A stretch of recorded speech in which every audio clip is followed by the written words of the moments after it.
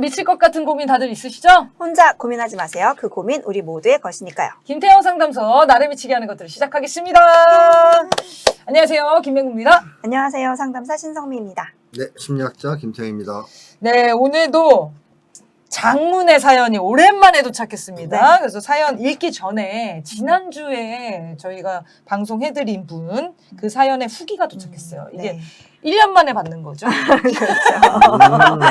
작년 12월에 왔다고. 그죠? 네, 그쯤에 온 것 같아요. 부모님 다 보신데 왜 나는 진보가 됐을까? 이게 조회수가요. 거의 그 사회 분석 시간만큼 나왔더라고요. 음. 다들 고민이신 것 관심 같아요. 많은 음. 내용이었나 보다. 그래서 되게 공감도 많이 되고 그러셨는데 네. 후기가 도착을 해서 네, 읽어드릴게요. 끼올 이게 무슨 일인지 제보자입니다. 계속 질문으로만 남았던 생각들이었는데 소장님 설명 듣고 나니까 정말 속 시원하고 감개무량합니다. 부모님과 할머니의 감정도 좀 더 이해가 되는 것 같고 아무리 보수 성향이셔도 부모님께서 저를 열심히 키워주신 덕분에 저는 진보적인 생각을 할 수 있게 된 것 같아요. 부모님 정치 성향을 바꾸는 것까지는 정말 어려울 것 같지만 호시탐탐 말랑말랑 감정적으로 다가가 보겠습니다.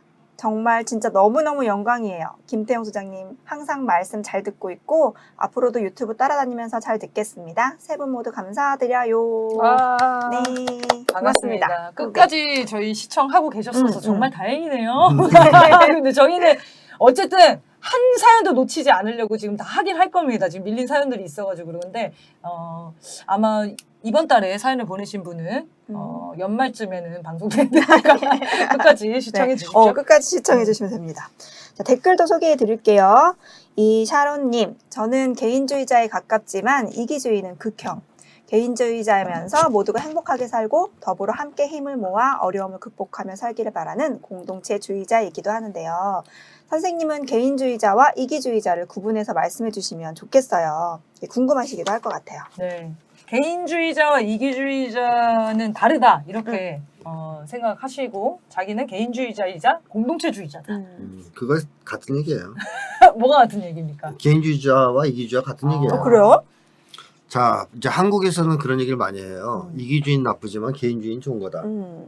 이런 얘기를 하는데 그건 말도 안 되는 소리입니다.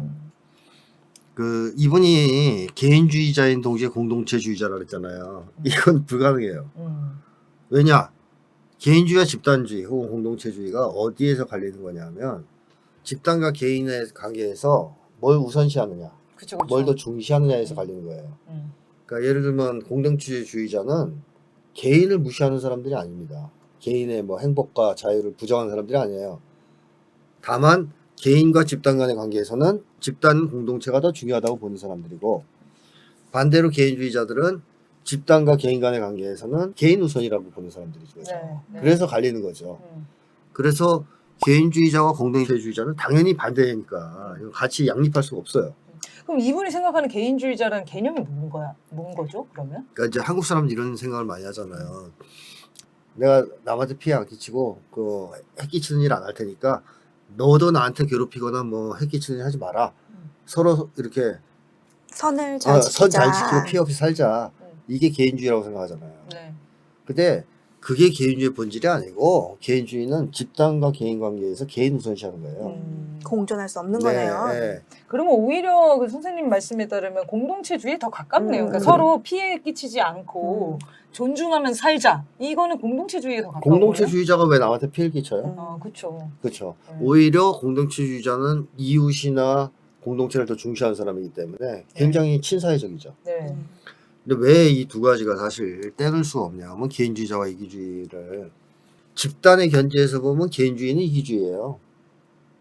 그렇지 않나요? 그쵸. 그러니까 개인을 중심으로 세상을 보게 되면 개인주의는 뭐 문제 없이 보이지만 집단이나 공동체를 중심으로 개인주의를 본다면 이기주의 아니에요. 그렇죠. 왜냐하면 집단보다 자기를 내세우니까. 네. 자기를 중시하니까. 그 예를 들면 이런 겁니다. 저희가 같이 막 움직이고 있는데 막 한 버스 한 트럭 같이 가고 있어요. 근데 커피를 너무 먹고 싶은 거야 내가. 그때 혼자 커피 사 먹는 사람 저는 개인주의자라고 보거든요. 요새 집회 때 그러더라. 근데 이제 한 버스가 많으면 좀 그렇지만 뭐 예를 들면 5명, 6명이 있어. 근데 내가 커피 먹고 싶으니까 잠시만 하고 자기 혼자 커피 사와. 그럼 이거는 개인주의자고 이상해 보여요. 이기주의자 아니에요? 그렇죠. 네. 그래서 이 삶을 지향하시는 것 같지는 않지만 이분은 이제 개인주의자 아닌 아니에요. 거예요. 제가 볼 그러니까. 때 공동체주의자지. 그 사회학이나 심리학에서 이런 얘기를 많이 해요. 공유지의 비극 같은 얘기를 많이 하죠. 그래서 예를 들면 이런 거죠. 내가 우리 집에서 쓰레기가 나오는데 그걸 어디다 버리느냐? 공유지에 갖다 버려요. 네. 우리 집은 깨끗해야 되니까. 개인의 입장에서 최대한 합리적인 행동을 하는 거예요. 남한테 해끼칠 의도도 없어요. 그러나 모두가 공유지에 버릴 거 아니에요. 네. 그럼 공유지가 오염돼서 결국 지하수가 오염돼서 다 피해를 입어. 그러니까 이게 사회학이나 이런 데서 얘기하는 개인이 각각 합리적인 입장에서 이윤을 추구하고 이익을 추구하다 보면 계속하다 보면 사회가 망한다. 네. 멸망한다. 하는 걸 보여주는 거로 공유지 비극을 많이 언급합니다. 환경오염 문제도 사실 그렇거든요. 그렇죠. 각 개인은 그냥 자기 이익을 추구하면서 사는 거예요. 남한테 피해 안 주고. 근데 결과적으로 자연환경은 파괴돼요. 또 그런 심리학에서 공황이론이라는 것도 있습니다. 뭐 극장에서 영화를 보는데 불이 났어요. 그럼 사람들이 제일 많이 살아날 수 있는 좋은 방법은 질서 정연하게 나가는 거예요. 줄 서서. 그렇죠. 누군가가 그걸 지휘해 주면 더 좋고. 근데 그렇지 않아요. 다들 그런 게 없을 거라고 예상하고 다른 사람들 믿지 않기 때문에 우르르 몰려 나가서 깔려 죽는 사람이 더 많아요. 이걸 이제 공황이라고 그러거든요. 네. 심리적 공황. 이런 것도 보면 뭐냐면 공동체주의가 있으면 그렇게까지 많이 안 죽어요. 근데 개인의 입장에서는 최선의 선택을 하는 거야. 자기가 먼저 달려나가야죠. 그러다 보니 더 많이 죽는. 그러니까 공유주의 비극과 같은 맥락인데, 그래서 사실 저는 공동체주의가 훨씬 더 좋은 건데 개인주의보다는, 개인주의는 필연적으로 공동체 입장에서 보면 이기주의라서 개인 이기주의라는 표현도 많이 쓰거든요. 네. 근데 왜 우리 한국 사람들은 개인주의를 선택할 수밖에 없느냐? 그 이유는 불가피하다라는 점에서 불가피한 측면이 있는데, 개인의 이익과 집단 이익이 불일치하기 때문에 그렇습니다. 그러니까 공동체가 나에게 해를 끼치는 거예요. 지금 그렇죠. 국가가 네, 지금 국가가. 국가가 해를 끼치고 특히 있죠. 국가 수반이 네. 해를 끼치잖아요. 이럴 때는 공동체를 우선할 수가 없는 거죠. 네. 그 전체주의라고 제가 계속 얘기하는 거죠. 그럴 때 공동체를 우선하면 전체주의다. 그래서 그럴 때는 공동체주의나 집단주의를 선택할 수가 없잖아요. 그럼 뭐 해야 돼요? 차선으로. 개인주의를, 나라도 사는 개인주의가 주가 되는 거죠. 그래서 집단이익과 개인이익이 불일치하는 조건. 그래서 그런 공동체에서는 어쩔 수 없이 다수가 개인주의를 선택할 수밖에 없다라는 건데, 그건 이해가 되는데 네. 이 자체가 더 좋은 거라고 말할 수는 없다, 이런 얘기입니다. 저도 상담에서 보면은 친구들이 와가지고 저는 좀 사람하고 만나는 거 싫어하고 감정적으로 좀 이렇게 차단하려고 해요, 이렇게 호소하는데 안을 잘 이렇게 들여다보면은 얘만큼 그렇게 사람을 이렇게 사람을 더 신경 쓰고 하는 친구들이 없는 거예요. 그러니까 왜 그런가 이렇게 보면 이 친구는 공동체주의적인 사람인데 거기에서 개인주의를 만나서 상처받으면 자기가 개인주의처럼 되더라고. 근데 그걸 살려고 그렇게 되는 거다. 선생님 말씀하신 것처럼 지금 사회가 그래요. 그렇게 만드는 구석이 있는 것 같고, 하지만 상처받을수록 잘 돌아다보면 정말 더 공동체주의적인 것을 원하는 사람일 수 있다. 거꾸로. 이런 생각이 많이 들어요. 그리고 이런 게 혼재돼 있기도 해요. 내향형인 사람과 외향형인 사람의 차이. 그러니까 나는 혼자 있는 거 좋아해. 혼자 밥 먹는 거 좋아해. 혼자 술 먹는 거 좋아해. 이게 개인주의라고 착각하기도 하는 것 그건 같아요. 개인주의 아니에요. 그러니까요. 그럼 뭐라고 봐야 됩니까? 그건 간혹 혼자 있는 거 걸 좋아하는데 그 사람들도 영원히 혼자 있는 건 절대 좋아하지 않아요. 그렇죠. 어쩌다 한 번이지. 네, 내향형 인간하고 히키코모리는 달라요. 그렇죠. 그런 거 틀리죠. 네. 내향 인간은 사람을 싫어하거나 그런 게 아니에요. 다만 이제 수줍음을 좀 타고 간혹 혼자 있을 충전 시간이 필요한 거. 그런 점에서 차이가 있는 거지. 사람을 좋아하는 건 똑같아요. 이샤론님 좀 충격받으셨을 것 같은데요. 님은 개인주의자가 아니었습니다. 네, 공동체주의자로 살아가시길 바라고. 네, 개인주의는 이기주의다. 결국 그렇게 연결이 될 수밖에 없다. 그렇죠. 자연스러운 현상이고, 우리가 그거를 이렇게 인식을 해야 더 공동의 이익을 위해서 자기의 이익을 또 일치시키면서 개인도 존중되면서 그런 사회를 만들 수 있을 것 같습니다. 네, 두 번째 댓글입니다. 가연권님, 미국 건국 이념에는 인권이라는 개념이 있는데요. 홍익인간과 통하는 바는 없나요? 라고 하셨어요. 오늘 질문이 많네요. 되게 그러니까. 중요한 질문들을 다 던지고 서구의 인권 개념이 있죠. 미국 건국 이념에 나온 게 프랑스에서 나온 인권 개념을 조금 차용한 측면이 있는 건데, 어쨌든 서구의 인권 개념은 시민 정치적 권리에 대한 것이 처음엔 출발했어요. 사상의 자유라든가 뭐 정치활동의 자유, 음. 언론 출판 집회 결사의 자유 이런 거를 이제 추구하는 자유에 네. 대한 개념이 굉장히 강했죠. 그걸 보장해야 된다. 개개인에게.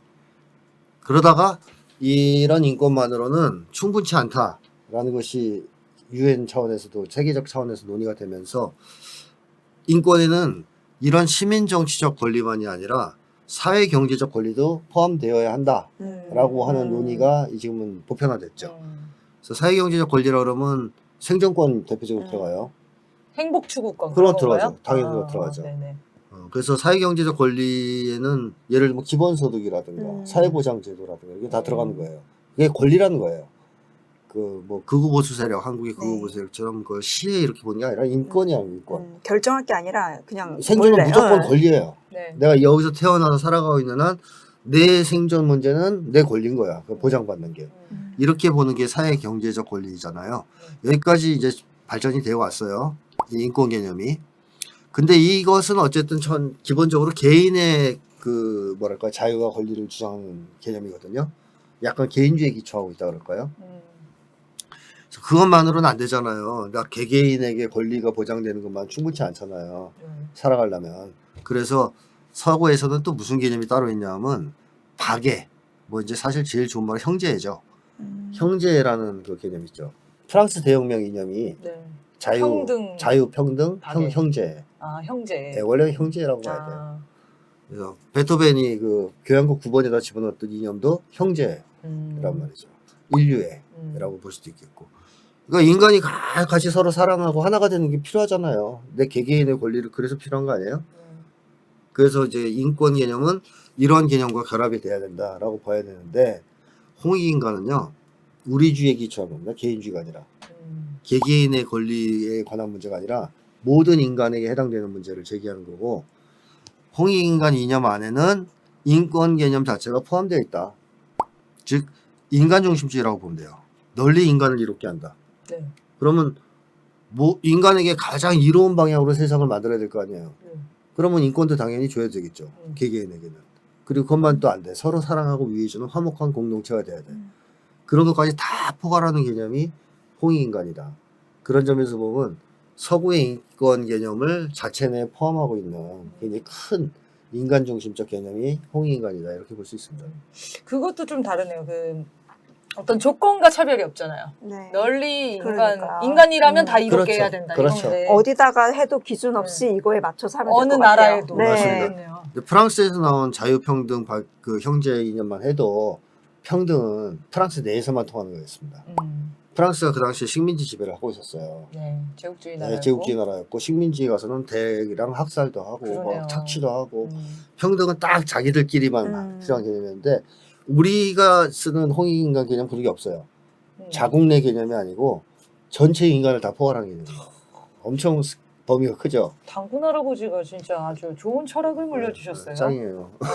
아니 문장이 되게 간단하잖아요. 네. 널리 인간을 이롭게 하라. 이게 세 단어로 구성되어 있는데 다 포함하잖아요. 널리. 네. 그렇죠. 우리나라만 말고 모든 나라를 인간을 네. 이롭게 해라. 모든 걸 다 함축시켜 놨네요. 그렇죠. 이 세상을 인간이 주인이 되는 세상. 인간을 위해서 움직이는 세상으로 만들자. 이런 얘기까지 포함되어 있는 아주 넓은 사상이라고 봐야 되겠죠. 네.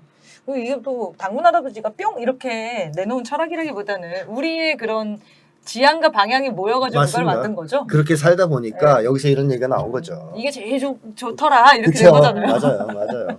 사람이 최고더라. 그렇게 된 거네요. 네, 알겠습니다. 자, 그럼 오늘 본격적인 사연 깁니다. 여러분 끝까지 경청해 주십시오. 사연 낭독하겠습니다. 저는 아버지와 화해하고 싶은 40대 중반의 여성입니다. 아버지가 바뀔 것 같지는 않고요. 아버지와 잘 지내고 싶다기보다는 아버지와의 관계 때문에 힘들어하는 제 모습을 성찰하고 싶어요. 저는 3녀 1남 중에 셋째 딸입니다. 막내가 아들. 딸을 낳는다고 구박받던 어머니께서는 너를 낳고 밤에 혼자 울면서 집으로 데려왔다 라고 말씀하시곤 합니다. 심지어 저를 낳기 전에는 딸이면 어떻게 하지 하면서 아이가 떨어진다는 약을 사서 먹고 먼 길을 걸어 집에 왔다는 말씀도 하셨더랬죠. 어렸을 때는 이름을 안 부르고 딸을 그만 낳으라고 꼭지라고 불렸습니다. 지금은 웃으면서 하는 얘기지만 저는 그게 아직도 아픔으로 남아있어요. 어렸을 때는 아버지를 존경했어요. 성실과 근면의 표본이라 생각했고요. 할아버지를 모시고 고모 삼촌들과 서울로 올라와 서울역에서 담배 주워서 팔고 인쇄소 과자 공장을 거쳐서 마트에서 쌀라르는 일을 하셨던 아버지는 방 한 칸을 집 한 채로 그리고 나름의 부동산으로 이제는 서울에 세 채 정도의 집을 갖고 계시는 자수성가형 사람입니다. 아버지는 친구들 이웃들에게 엄청난 구두쇠로도 유명하셨죠. 출근을 안 하시는 날에는 점심을 안 드셨고요. 쉬는 날에는 동네를 돌면서 폐지나 전깃줄 같은 걸 주워와서 구리를 모아 팔기도 하셨고 술, 담배는 물론 뉴스를 보면 되지 하면서 신문도 안 보셨어요. 어머니도 따라서 검소하게 사실 수밖에 없으셨고요. 가족여행 같은 건 단 한 번도 간 적이 없습니다. 저희 내남매는 생일도 모르고 살았고요. 졸업 입학식에도 다 같이 외식 한 번 한 적이 없어요. 아버지와 길을 같이 걸을 때면 보이는 쓰레기를 주워서 집에 와서 버리시기도 하고요. 언젠가 눈이 많이 오던 날에는 아침 일찍 나가셔서 집 앞에서 도로 앞까지 치우셨는데 그 모습이 뉴스의 한 장면으로 나오기도 했었어요. 한편 아버지는 엄한 분이셨어요. 밥통 던지면서 집안 싸움이 있었던 것도 기억나고 할아버지랑 갈등도 많았고 소리를 지르면 엄청 무서웠고요. 공부하라고 잔소리도 많이 하셨습니다. 고모들도 삼촌도 아버지를 엄청 어려워하셨죠. 아버지에 대한 좋은 기억은 퇴근 후에 아버지가 가끔 장난으로 술에 취한 척하며 들어오셔서 우리를 놀리곤 했던 거, 함께 안경을 맞추러 갔을 때, 은행에 통장을 만들어 같이 갔을 때, 둘만의 시간이 익숙하진 않았지만 다정한 느낌으로 남아 있습니다. 고등학교 때는 친구들과 기차 타고 무박 2일 동해바다를 다녀왔었는데 새벽에 말도 없이 마중 나와주셔서 너무 고마웠어요. 그때 기분이 좋아 아빠 팔짱을 끼웠는데 아버지께서 이 팔은 빼고 가면 안 되겠냐 하셔서 살짝 당황했지만요. 근데 제가 커서 사회에 눈을 뜨고 아버지와 본격적 갈등이 생기기 시작한 것 같아요. 제가 규정하기로 아버지는 수구 세력의 정신적 노예 상태이신 것 같고요. 큰언니 학생운동도 우리 집에 엄청난 사건이었고 제가 국가보안법으로 구속되었던 선배에게 받은 편지를 보시고는 엄청 화를 내시기도 했죠. 그 뒤로도 여러 정치 사안에 대해서 논쟁이 싸움으로 번지고 어머니나 가족들은 말리기 일쑤였습니다. 제가 수배로 집을 못 가고 대통령 선거에서 꼭 민주적인 후보에게 투표를 잘해달라 전화를 했었는데 아버지는 아예 투표를 안 하셨다고 하더라고요. 그 후로 제가 경찰서에 잡혀갔을 때는 아버지가 경찰에게 머리를 조아리며 잘 부탁한다고 잘못한 일이 있으면 벌을 받아야죠 하시던 모습이 저는 참 씁쓸하게 다가왔습니다.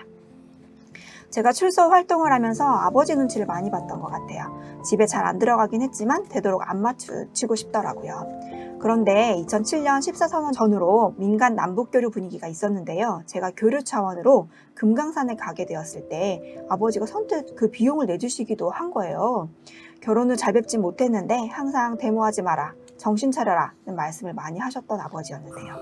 심지어 선거를 여러 차례 나갔지만 매번 떨어졌던 제 배우자에게도 돈 벌어야지 쓸데없는 일 한다면서 면박을 주시기도 했고요. 그런데 몇 년 전 아버지가 집을 사는데 보태라면서 저희가 생각할 때 큰 돈을 주셨어요. 받기가 매우 부담스러웠지만 받았습니다. 하지만 이 돈을 지인에게 빌려줬다가 못 받게 되는 상황이 돼버렸어요. 그 일로 또 아버지는 화가 나셨고 저도 미안함도 있었지만 억울함이 더 커져서 아버지와 이야기하게 되면 화가 나더라고요. 화가 나서 싸우게 되고 울음이 나고 말은 잘 안 나오고 그러니까 이야기 안 하고 카톡으로 글 보내면서 혼자 울기도 합니다. 얼마 전 아버지 집에 갔었는데 온종일 수구꼴통 유튜브를 크게 틀어놓고 새벽까지 보고 계시는데요. 저는 한마디도 말을 못했습니다.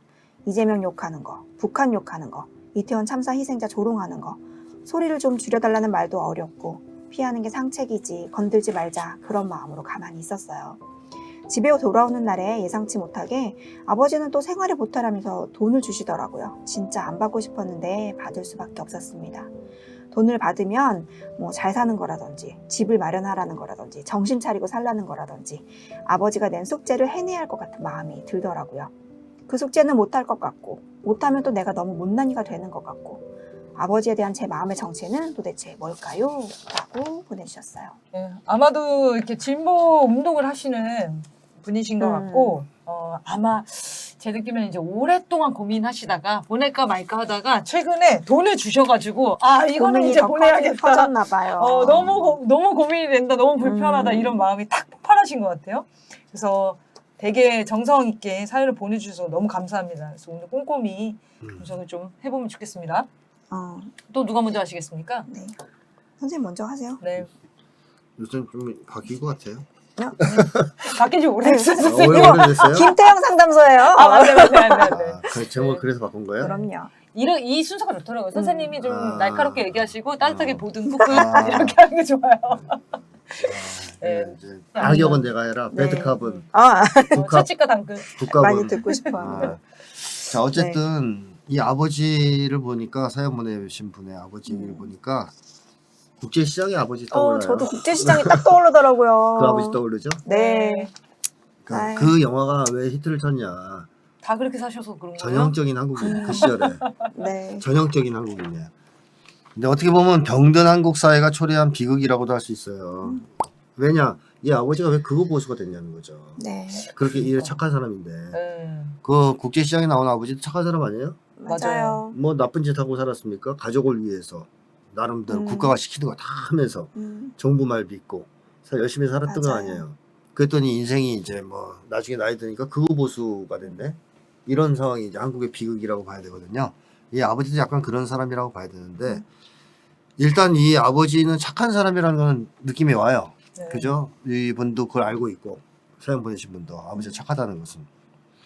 근데 문제는 현실, 특히 권력에 순응하고 살아왔다는 것도 분명하죠. 네. 그러니까 현실이나 권력에 저항하신 분은 아니고 순응하신 분이에요. 나라가 시키는 대로, 정부가 시키는 대로 말 잘 들으면서 아주 착하고 성실하게 열심히 살았던 사람. 이 아버지 입장에서는 근데 그랬더니 밥은 먹고 살게 되더라. 내가 밥은 먹고 살지 않냐. 집도 3개나 있다. 나름대로 자기 인생을 합리화할 수 있는 이제 근거가 이제 있는 거죠. 네. 나름대로 열심히 살았더니 이렇더라.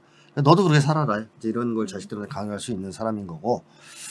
그다음에 이 아버지가 약간 이제 가짜 모범생과라고 봐야 돼요. 규칙 같은 거나 규범 엄청 잘 지키는 분이라고 나오죠. 네. 길 갔다 쓰레기 주워서 집에 와서 버린다든가, 눈 치우는 것도 도로 앞까지 다 치운다든가. 뉴스에 한 장면으로 나오고 네. 얼마나 많이 쓰셨길래. 이게 이분이 착한 것도 있거든요. 기본적으로. 근데 사회 규범, 규칙, 권위, 권력에 대해서 굉장히 수능적이잖아요. 네. 거기에 대한 그 수능은 처벌 공포, 두려움 이런 게 있을 거라고 네. 봐야 되기 때문에 약간 가짜 모범생 성향이 있다는 거죠. 네. 그래서 이분이 화를 잘 내는 거예요. 엄함. 가짜 모범생은 주변에 엄하거든요. 단돌이 해야 되니까. 냉정해요. 네. 아주 냉정하죠. 진짜 모범생은 다른 사람들한테 별로 강요를 안 합니다.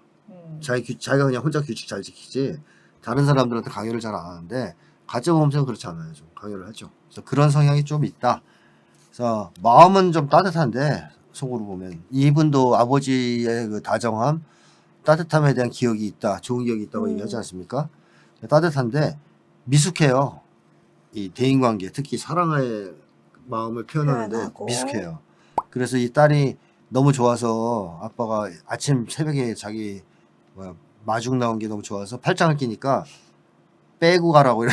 팔을 빼고 가라고 이게 발은 빼고 가면 안 되겠나? 이게 미숙한 거죠. 사랑을 받는 것에서도 좀 미숙한 거죠. 편안하게 그거를 받아들이지 못하는 어색해하고. 이런 미숙함이 있어요. 아마 아버지도 좀 어렵게 대인관계에서 이렇게 사랑을 많이 받고 살아오지 네. 못했을 수도 있겠죠. 근데 어쨌든 그런 성향이 있다. 근데 이제 어쨌든 문제는 이 아버지가 나이가 많으신데 권력에 저항하지 않고 권력이 시킨 대로 하면서 열심히 살면 밥 먹고 살 수는 있다라는 인생 경험과 철학이 확고하신 분일 거예요. 이게 일단 큰 거고 지금 나이 든 어른들 기성세대에 이런 생각을 가진 사람 많습니다. 그렇죠. 그냥 시킨 대로 하고 열심히 하면 되는데 왜 기 나와서 데모들을 하고 촛불을 들고 이렇게 생각하는 분들이 꽤 있을 거예요. 그렇죠. 또 이 아버지의 경우에는 권력에 순응했던 삶을 살았잖아요. 권력에 저항을 못하고 순응했단 말입니다. 그것이 자식한테는 이렇게 비친 거죠. 경찰서에서 경찰들한테 머리를 조아리면서 잘 부탁한다. 잘못한 일 있으면 벌 받아야지요. 이렇게 얘기하는 모습으로 이제 비쳤던 거죠. 그래서 어릴 때는 이분이 아버지를 존경했지만 그런 아버지 모습을 보자 존경심 같은 건 사라지는 거죠. 존경할 수는 없다. 그러니까 권력에 저항하지 않고 시키는 대로 살았다. 순응했던 삶, 권력에 순응했던 삶. 이거는 자식한테 존경심을 잃게 만드는 원인이었는데 어쨌든 문제는 이분이 이 삶을 부정할 수 있는 문제가 있다라는 것을 인정할 만큼의 시간이 지났어요. 그걸 아마 한 10년, 20년 전에 그 진지한 대화가 있었으면 혹시 모르겠어요. 근데 지금은 좀 늦었다. 시간이 많이 흘러서. 그때 금강산 다니고 막 이럴 때가 좋은 그때, 기회였던 것 같은데요. 그때쯤이 유일하게 마지막 정도의 기회가 아니었을까 네. 싶긴 한데, 이런 거죠. 이분은 나 잘 살아왔어. 자식들 먹여 살리고 집도 샀잖아. 여기에서 삶의 의미를 찾고 가치를 찾는 사람이거든요. 왜냐하면 그거 아니면 딴 데서 뭘 찾겠어요. 국제시장 아버지도 그거잖아요. 사회와 역사 뭐 이런 데 기여한 건 하나도 없어요. 이분은 그런 의식도 없어. 국제시장에 나온 주인공도. 유일하게 자기 인생을 긍정할 수 있는 것은 가족을 위해 살았다는 거예요. 네. 가족을 위해서. 가족을 지켰다. 지키고 먹여 살렸고 가족을 위해 살았다. 내 한 생을 바쳤다. 그래서 자기 돌아가신 아버지가 나와서 그 영화에서도 마지막에 그렇죠. 칭찬해 주잖아요. 그 평생 그 목소리를 마음에 담고 산 그렇죠. 거죠. 그렇죠. 그러니까 결국 이분도 우리지라서 아버지가 아버지를 또 나와요. 만나기 전에. 직전에. 만나기 전에 아버지의 칭찬을 받으면서 그렇죠.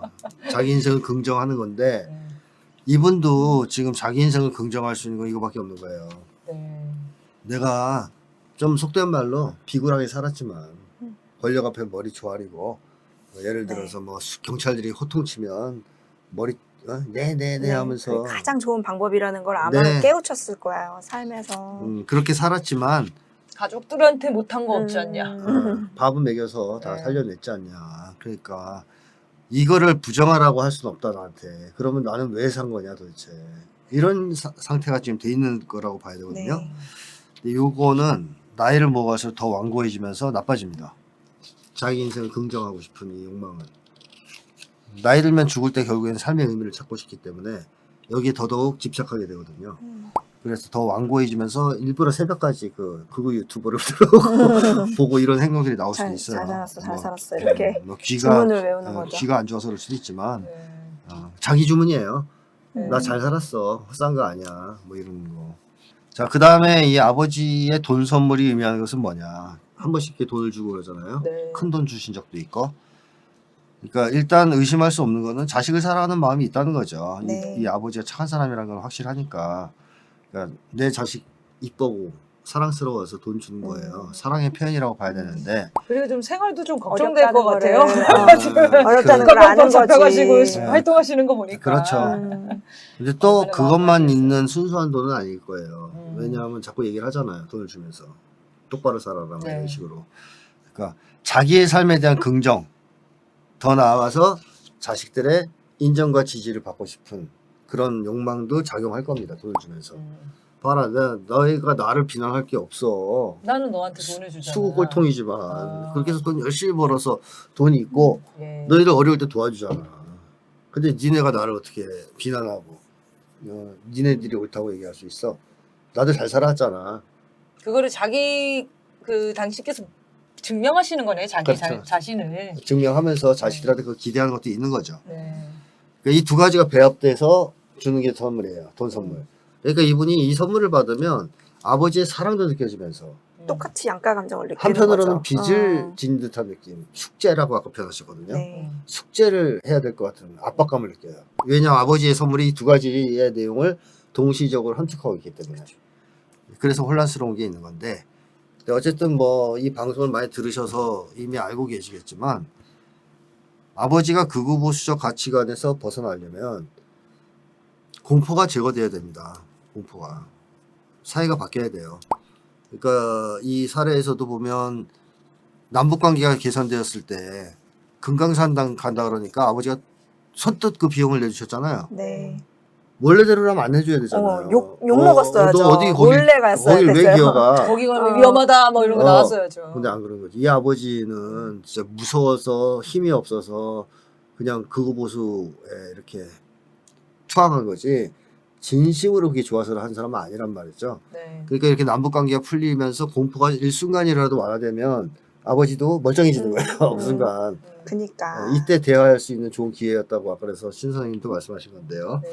어쨌든 그런 아버지의 마음이 있기 때문에 사회가 바뀌어야 됩니다. 그래야 아버지가 나을 거고 대안을 말씀드린다면 앞으로 어떻게 해야 되는지 우선은 아버지에 대한 정확한 이해와 파악이 있어야 된다라는 거. 그래서 제가 설명드린 내용들을 좀 참고하시면 좋을 것 같고 또 뭐 필요하다면 제가 쓴 책들을 가지고 아버지 심리를 좀 더 깊이 분석해 보는 것도 좋겠죠. 그리고 본인이 아버지를 대할 때 혼란에서 좀 벗어나야 돼요. 이분이 어떤 문제가 있냐면 그 소위 심리학에서 얘기하는 전형적인 환영받지 못한 아이거든요. 그렇죠. 네, 이 앞에 나오는 내용이 어릴 때 뭐 620보를 느끼는. 그렇죠. 네. 환영받지 여기까지는 못한. 압니다. 너를 낳고 밤에 혼자 울면서 집으로 데려왔다 이런 말을 했다. 그 다음에 뭐 애 떨어지는 약 먹고 먼 길을 걸어 집에 이런 왔다는 말을 안 말씀도 하셨으면 좋았을 걸. 안 하셨으면 좋겠죠. 이걸 박정희한테 해가지고 박정희 엄마가 박정희가 맛이 갔잖아요. 완전히. 아직도 상처라고. 그래서 이분이 그렇게 나오죠. 그게 아직도 아픔이에요라고 나오잖아요. 네. 이런 얘기, 그러니까 환영받지 못한 아이다. 그게 아직도 아픔이다. 그러면 아직도 아프다는 얘기는 상처가 아직 완전히 극복이 안 됐다는 얘기고요. 네. 이게 분명히 영향을 미쳐요. 아버지를 대할 때. 이 상처가 극복되지 않으면 제일 큰 문제는 이제 어른이 돼서 사랑을 해야 되는 입장에 서 있는데 여전히 아버지나 주변 사람들의 사랑을 받기를 원하는 그런 어떤 욕망에서 벗어나지 못하는 문제가 있을 수 있어요. 즉 사랑받기에 발목이 잡혀 있는 그런 상태일 수 있다는 것이죠. 다시 말하면 지금은 이분은 어른이잖아요. 사연을 보내신 분은 완전히. 네. 자식도 있을 거 아니에요. 그러니까 사랑을 하는 입장이거든요. 아버지 이제 늙었잖아요. 그러니까 아버지한테 사랑받고 이럴 때가 아니고 사실은 아버지도 사랑의 대상이거든요. 이제 네. 사랑을 줘야 돼. 근데 이 어릴 때 환영을 못 받고 이랬기 때문에 어떻게든 가족들이나 아버지의 사랑과 인정을 받고 싶은. 네. 게다가- 채우고 싶어지는 거죠. 그렇죠. 게다가 아버지는 따뜻한 사람이라는 느낌이 분명히 있단 말이에요. 이건 알고 있다고. 착한 사람이라. 그러니까 존경할 수 없었던 아버지 이제 다시 존경할 수 있게 됐으면 좋겠고 이건 이제 안 될 것 같은데 사랑이라도 받고 이런 거라도 받았으면 좋겠다. 이런 생각이 있을 거란 말이죠. 이게 방해를 할 거다. 저는 뭘 어떤 식으로 방해를 할 거냐. 아버지를 대할 때의 혼란을 초래할 것 같아요. 혼란스러운 감정을. 네. 그러니까 사실 분리해야 되거든요. 아버지의 사랑과 호의에 대해서는 감사의 마음을 갖고 있고 그건 이제 당연히 표현해야 됩니다. 아버지한테 고맙다는 얘기를 해야 돼요. 고맙다고. 돈 줘서 고맙다. 음. 근데 본인은 권력에 순응하는 삶을 살 수 없다라는 것도 분명하게 표명을 해야 돼요. 두 가지 이유 때문이죠. 하나는 옛날과 달라서 요즘에는 권력에 순응해서 밥을 먹고 살 수가 없어요. 그러네요. 그게 제일 큰 문제예요. 생존 불안이 너무 심하게 네. 좋기 때문에. 옛날에는 옛날과 다르다 해야 되는데. 그냥 권력이 말 잘 듣고 네. 나가서 열심히 기술 배우고 그렇죠, 땅 파고 그렇죠. 그러면 밥 먹고 살았어요. 그렇죠. 회사 다니고. 네, 기술 배우면 밥 먹고 살 수 있다는 말이 있었던 시절이니까. 네. 지금은 안 그래요. 권력에 순응하면 죽어요. 살 수가 없어요. 그러니까 아버지가 살았던 돈 벌었던 시절 경제가 한참 호황이었던 시절과 지금 다르다는 거예요. 그걸 아버지가 아셔야 됩니다. 거기에 대해서 아버지한테 좀 기회가 되면 얘기할 필요가 있어요. 그러니까 자식들한테 아버지의 삶을 강요할 필요는 없다. 아버지는 잘 살았다. 부정할 수 없다고. 내가 이제 욕하고 싶지도 않다. 물론 권력과 싸웠으면 더 존경스러웠겠지만 그것까지는 아니잖아요. 그래도 국제시장 아버지 정도 살았으니까 네. 뭐 욕할 수는 없어요. 그러나 자식들한테도 그걸 강요할 수 있는 시절은 아니라는 거죠. 지금은 그렇게 말 잘 들으면 밥은 먹고 살 수 있는 시대가 아니라는 거고. 두 번째는 권력에 굴복하는 삶이 인간을 초라하게 만든다는 건데요. 이분이 상처를 입은 것은 어릴 때 아버지를 존경했는데 나이가 들면서 그 존경심을 잃은 거거든요. 네.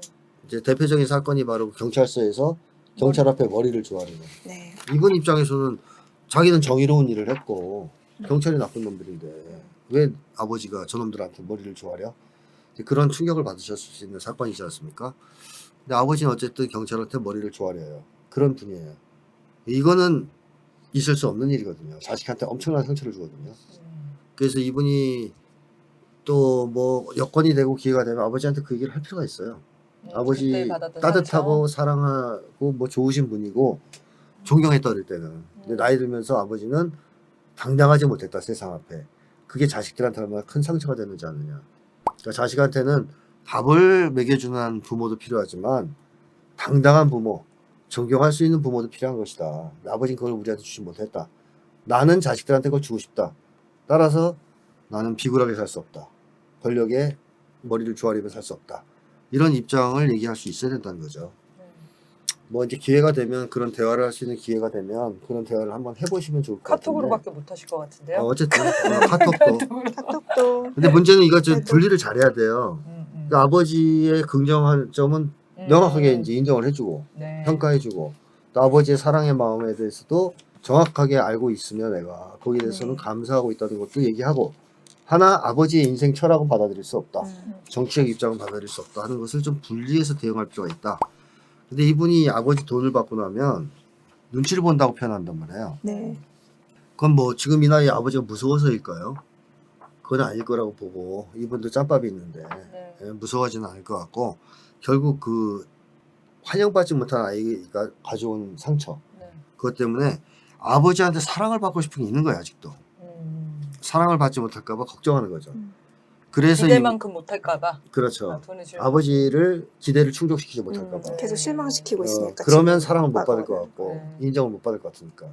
그래서 이분이 돈 받으면 숙제 받는 를 받은 듯한 느낌이라고 얘기를 하는 거고 그걸 못할 때 자기가 못난이처럼 느껴진다는 건데 그런 표현을 썼단 말이에요. 네. 이거 자체가 이미 이분이 아버지가 나를 어떻게 평가할까 이거 되게 연연해하고 있다는 거죠. 근데 사실은 아까도 제가 얘기했지만 이제 어른이라고 졸업해야 돼요. 아버지의 기대와 뭐 평가가 중요하지 않아요. 네. 나이 드신 어른이에요. 이제 노인 늙어가는.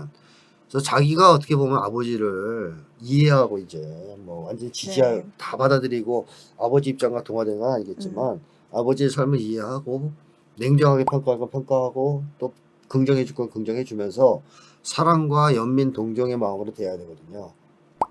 뭐 좀 화가 날 수는 있겠지만 극우 보수 이런 얘기 자꾸 하면 네. 그냥 그걸 분리해야 되는데 이걸 못하는 것이 바로 이분이 아직도 아버지가 자기를 못난이로 볼까 봐 신경을 쓰기 때문이에요. 이걸 졸업해야 되겠죠. 그래서 돈은 감사한 마음으로 당당하게 받고요. 네. 자기 할 일을 하시면 됩니다. 네. 결론입니다, 그것이. 결론이에요. 네. 저는 이제 주는 돈 절대 마다하지 않는 네. 사람이거든요. 근데 돈을 받았을 때 그것 때문에 뭘 해야 되겠다 부모님한테 맞춰서 이런 적은 생각해 본 적이 없어요. 주변에서도 그냥 돈을 그냥 무조건 맛있게 먹고 네. 자기 제가- 할 일을 꿋꿋하게. 제가 지난주에 아버지 생일이었거든요. 네. 그래서 가족들이 모였어요. 저희가 딸이 넷이잖아요. 큰 언니랑 작은 언니가 왔는데 큰 언니가 저한테 우리 지선이는 장항준 같은 삶이야. 그런데 다 아세요, 선생님? 네. 누구요? 장항준 감독이죠, 영화 감독. 아, 영화 약간 이렇게 여리여리 안경 작가, 쓰고 있습니다. 김은희 작가? 엄청 유명한 작가 있어요. 김은희 작가. 근데 떼돈을 벌어가요, 김은희 작가가. 장항준 같은 삶을 다 부러워하거든요, 사람들이. 김은희 돈이 내 돈 이런 거 있잖아요. 그래서 제가 집에 어디가 가니까 그래? 왜냐면 저는 집에서 돈을 안 벌고 아버지 생일날 선물도 안 사갔어요. 근데 이제 그 작은 언니가 고깃값 40만 원이 나왔는데 작은 언니가 너 고깃값 내? 그 큰 언니가 자기 커피 살게 하고 저한테는 아무도 바라지 않는 거예요. 그러면서 장항준이네. 보면서 야, 저는 진짜 장항준 같은 삶이 어떻게 저렇게 돈을 한 푼도 안 벌고 저렇게 살지? 이렇게 생각하더라고요. 그러고 나서 큰 언니가 건강검진을 이제 가족들이 다 받을 수 있게 하는데 20만 원이라는 거예요. 너무 비싸잖아요.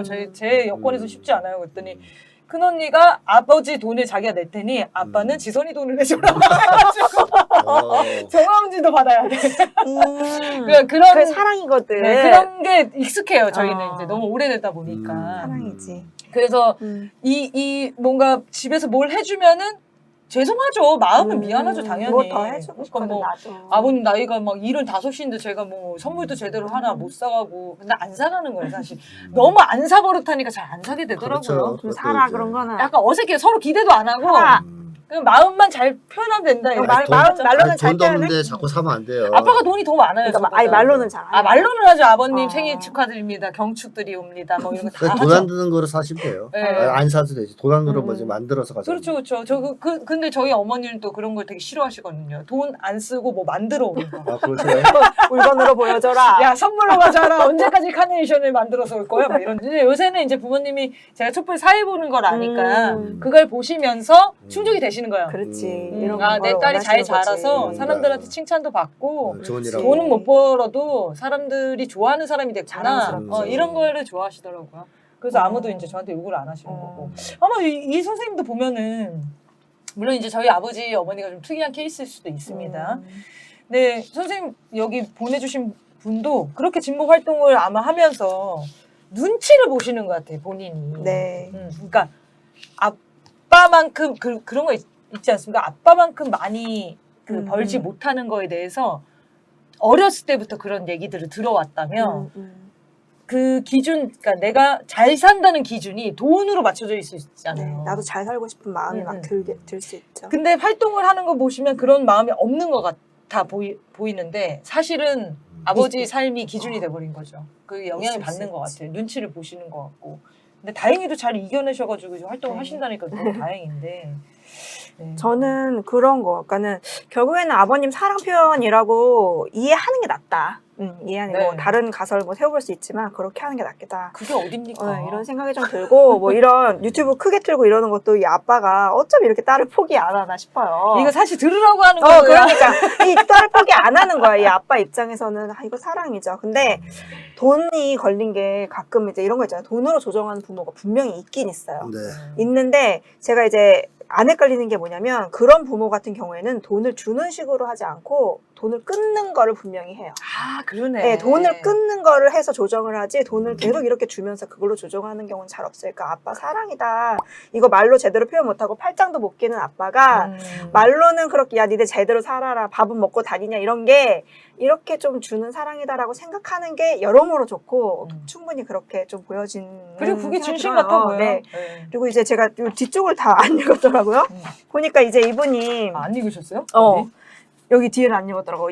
이분의 이제 마지막 심경이 좀 담긴 아. 글이었는데 그러니까 아버지가 돌아가셔도 안 울 것 같다는 생각이 들 정도였대요. 그러니까 꽤 상처가 깊었던 것 같기는 해요. 근데 요즘에는 저렇게 주고 싶을까? 내가 이러는데 이런데도 주고 싶을까 하는 치근함도 들고 내가 바라는 건 뭘까? 따뜻함, 응원 같은 건 바랄 수 없겠지 이러시는 거예요. 그러니까 이 응원이 되게 필요해요. 그래서 그 맹구 씨가 엄마가 야 그래 옛날에는 뭐 하고 다니는지 걱정만 처했는데 요새 보니까 우리 딸 자랑스럽다. 이런 말을 진짜 듣고 싶은 것 같아요. 그거 하나로 정말 지금 활동에 대해서 그 아빠의 뭐 인정이기도 하겠지만 그런 인정 진짜 받고 싶을 것 같거든요. 그래서 참 어떻게 보면은 우리 다 그 부모에게 불효한 과정이 있기 때문에 이 말이 뭔지 알죠. 없으세요? 뭐 있었죠. 있죠. 우리 얼마나 엄마 아빠 마음 그렇죠. 속상하게 했죠. 네. 잡혀갈까 네. 노심초사하시고. 그렇죠. 그래서 그런 거 생각하면 참 이 마음 참 슬퍼요. 슬픈데 그래도 결국에는 이런 인정 받아야 되잖아요. 받아야 되니까 조금 더 있는 그대로의 아버지 이해하시기를 더 좀 노력하시고 그리고 결국에는 선생님 말씀처럼 사회가 바뀌어서 촛불 사회자가 자랑스러운 자리로 가는 거. 그 당시 국가보안법 위반자였지만 나중에 보니까 정말 애국자였네. 이렇게 네. 재평가되는 거. 그쵸. 이런 거를 빨리 만들어야 이렇게 참 나라가 나쁜 국가가 만든 부녀 간의 갈등을 잘 해소되지 않을까. 근데 싶어요. 이런 아버님의 상태에 그런 영향도 있죠. 딸에 대한 반발심? 그러니까 내가 있을 시키는 수 대로 있지. 안 살아. 있죠. 그래서 난 더 극우 유튜버를 볼 거야 하면서 더 빠지실 가능성이 그런 것도 있죠? 있을 수 있어요. 내 말이 맞아. 네. 넌 틀렸어. 막 이렇게. 그러니까 부모님은 그걸 되게 무서워해요. 부모들은 자식이 자기를 비난할 거라는 거. 그렇죠. 그러니까 뭐 저희 아버지도 옛날에 싸울 때 그런 얘기를 했단 말이에요. 그 네가 그렇게 소시민 비판하던데 내가 소시민처럼 보이지 니는 애는 뭐 이런 식으로. 그렇죠. 그런 얘기 많이 하죠. 네, 그런 얘기 한단 말이에요. 그러니까 아버지도 의식을 한다는 얘기거든. 내가 하는 얘기를. 내가 옛날에 뭐라고 뭐 하고 그랬으니까. 그러니까 그런 것이 가슴 아픈 거야. 네. 그러니까 나도 나름 열심히 살았는데 자식은 나를 계속 싫어하고 비난하는 것 같아. 내 인생을 부정하는 것 같아. 그게 얼마나 허무하겠어요. 그게 이제 그거에 대해서 표현을 할 때 제가 아까도 얘기했지만 아버지의 삶에 대해서 부정하는 식으로 얘기할 게 아니고 인정하고 긍정해주되 딱 한 가지 시대가 달라졌고 그다음에 또 하나는 나는 그런 식으로 살 수 없다. 권력에 적어도 머리 조아리면서 살 수는 없다. 네. 왜냐하면 그게 나한테 상처였기 때문에 내가 이제서 이제 끊어야 되겠다. 내 자식 대해서는. 네. 그런 입장을 가지고 아버지한테 그 대목은 양보하지 않고 자기의 의견을 명확히 하되 나머지는 다 이제 따뜻하게 네, 아버지 좋은 맞아요. 분이니까 받아들이고 맞아요.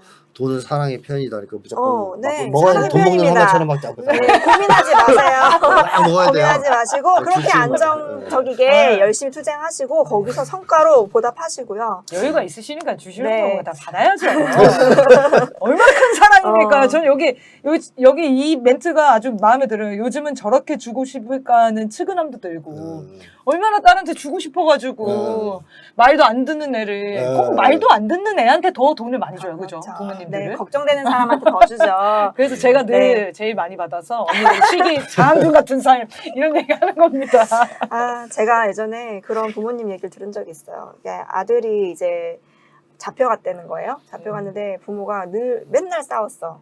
진짜 대화도 안 했어. 그런데 아들이 잡혀가니까 너무 걱정되잖아요. 부모잖아요. 네. 그러니까는 방에 있던 책을 다 갖다 태운 거야. 근데 혹시 아들 문제가 입장에서는 생길까 이 아빠가 자기 걸 다 버리고 막 이렇게 했다고 느끼는데 아버님의 얘기를 들었더니 그걸 태우면서 너무너무 많이 울었대. 어떡해. 아무도 못 보는데 이렇게 너무 무섭잖아. 자기가 모르는 세계거든요, 사실은. 그 그런 서적들. 옛날에 듣던 무서웠던 네. 시대로 꽉 차 있는 이 아버지가 이걸 챙겨가지고 이 자식이 더 큰일 날까봐 아무도 못 보는 데 가서 그걸 태우면서 막 너무 울음이 났다는 거예요. 연기 때문에 오신 건 아니고. 아니죠. 왜 진짜. 연기도 물론 죄송합니다. 일조했겠지만 그런 얘기를 들으니까 참 이 부모님들이 표현 안 하지만 네. 그러고 나서도 아들한테 얼마나 싸늘하게 대우셨을 그렇죠. 거예요. 그럴수록 더 막 가슴을 엄청 이렇게 단돌이 했겠지. 뭐 네. 이 아버님이라고 경찰한테 조아리고 싶겠냐고요. 그렇죠. 뭐 그러니까요. 다 그렇죠. 상관없이 경찰한테 조아리고 싶은 사람은 세상에 없어요. 네. 근데 그래야 딸이 조금이라도 선처를 그렇죠. 받을 거라 예상하니까 그랬겠죠. 딸을 위해서 또 그렇게 하신 거죠. 저희 부모님이 최근에 그런 얘기 하거든요.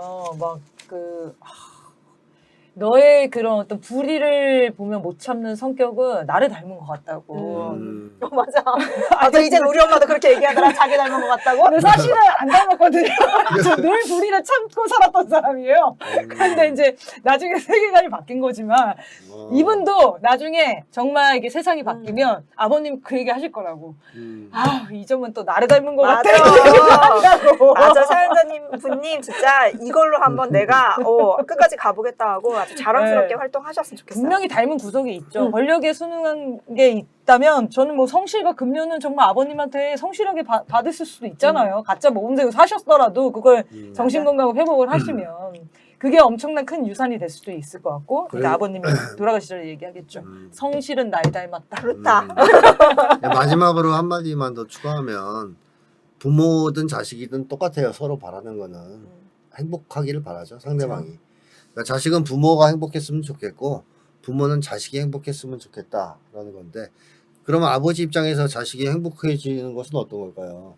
가난해서 지금 행복하지 못할 것 같이 아버지 느낄 거 아니에요. 그래서 네. 자꾸 돈도 주고 그러는 건데 가난하지만 아주 즐거워 보이고 낙천적으로 맞아. 보이고 씩씩해 보이고 명랑하고 그러면 아버지는 야 돈은 못 벌어도 참 저렇게 살아도 사람이 즐겁고 맞아. 행복하게 살 수 있겠구나 맞아. 이걸 느낄 수 있는 거 아니겠어요? 자식 보면서도 배워요. 네. 그래서 인간이라는 상대방의 입장을 바꾸는 데서요 정치적 논쟁을 통해서 바꾸는 것보다 더 강력한 힘이 그 활동을 하면서 그 사람이 가지고 있는 그 열정과 행복감, 에너지감 이런 거예요. 그걸 보면 뭐라고 못하는 거죠. 네. 야 저렇게 살아도 한 푼 없이 살아도 맞아. 행복하네. 어. 그거를 보여주기 위해서라도 본인이 자기 문제를 잘 극복하시고 활동 일단 뭐 진보 운동 하신다면 열심히 하십시오. 최선 즐겁게. 네. 그 모습이 아버지한테는 제일 큰 선물이 될 겁니다. 그럼 돈도 나오겠죠? 네. 네. 당당하라 그대. 즐거워야 합니다. 운동을 막 떠밀려서 하지 마시고 즐겁게 하는 모습 보여주시면 결국 이제 부모님 와서 장항준 같은 삶을 살고 있구나 하실 겁니다. 사연자분 우리가 뭐 오다가 다 만났었을 분일 수도 있을 것 같아요. 근데 정말로 힘이 나는 응원의 말 드리고 싶고 우리 같은 운동하는 사람들이 다 고민하는 부분이었을 것 같다는 생각 들고 네. 부모님께 효도하는 날 올 거다. 네, 올 거다. 그럼요. 효도를 지금 하고 있다. 네. 현재 진행 중이다. 네. 세상을 바꾸는 게 최고의 효도죠. 네, 그렇죠. 네. 큰 효도 하고 계십니다. 네. 힘내시고요. 자, 그러면 오늘 사연 이렇게 마무리하겠습니다. 여러분의 미칠 것 같은 사연과 고민들 아래 메일 주소로 보내주시면 되겠습니다. 청남이0000gmail.com입니다. 두 선생님들과 함께 여러분들의 소중한 사연, 고민 다 상담해 드리겠습니다. 편한 마음으로 보내주십시오. 김태형 상담소 나를 미치게 하는 것들은 매주 목요일 7시에 업로드됩니다. 다음 주에 뵙겠습니다. 감사합니다.